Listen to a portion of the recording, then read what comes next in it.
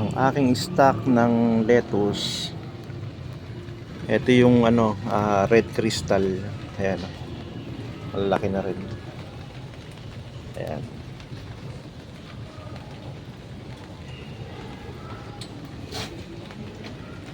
Ito naman yung Olmeti. Makakapalang dahon nito pagka ito yung pwede na i-harvest. Tapos ito naman black tomato. Ayan, black tomato yan. Ayan, kita nyo yung niya, pinakatangkay niya. Ayan, itim. Marami rin yan. Lalaki na ng kamatis. Ang lasa nito parang ubas pagka namunga. Maliliit lang na kamatis. Ito yung Olmeti ko. Ganda ng tubo. Ayan. Sa kabilang side, mas malalaki yun.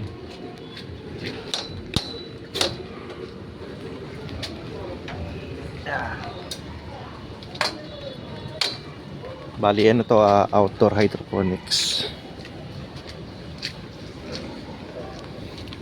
Ito siya. Ito yung malalaki na. Ayan.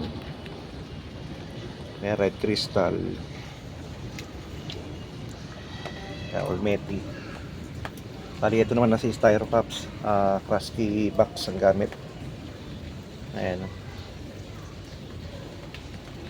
Ito naman, yan, dito siya nakalagay. Bali, hindi na kailangan ng kuryente nito, yung para magkaroon siya ng circulation ng tubig. Yan, lalaki na. Ayan, tingnan natin yung isa. Ito ang laki. Ayan. Ganda yung kanyang roots, puti-puti. Ayan. Naka-steady lang yung tubig niya, hindi siya nag-circulate. Ayan o. Ganda ng tubo niya. Very crunchy siya. Bali, pati yung tangkay niya, pwede mong kainin. Hindi siya mapait. Sarap. Ayan o. Isa lang yan o. Ganda ng dahon.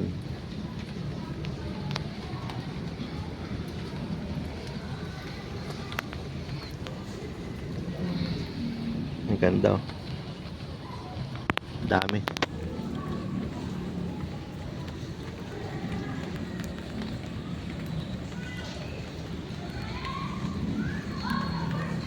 Kasi ito pa yung iba.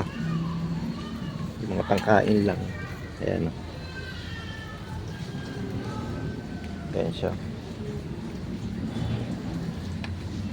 Ito may nakasingit na talong giant eggplant.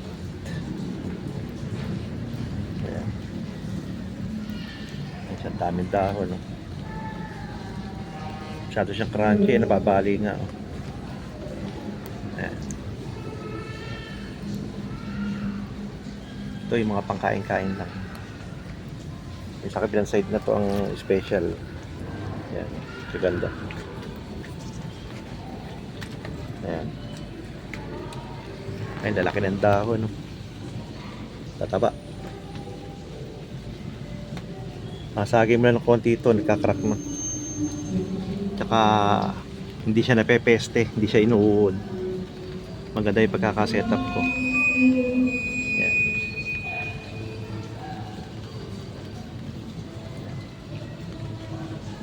Lalaki, ganda.